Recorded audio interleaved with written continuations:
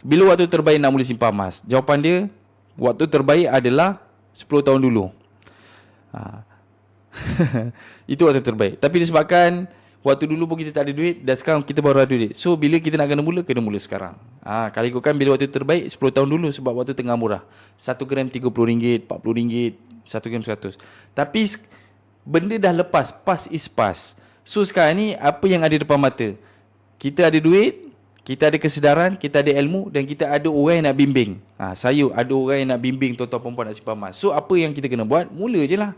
Tak payah pening kepala tuan-tuan perempuan. Kita hari ni duk fikir, duk tangguh.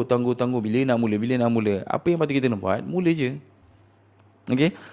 So kepada King Wardi, keliling di bio, nanti saya bantu. Untuk mula simpan emas. Okay. Simpan emas sikit je. Sendah 100, simpan 100.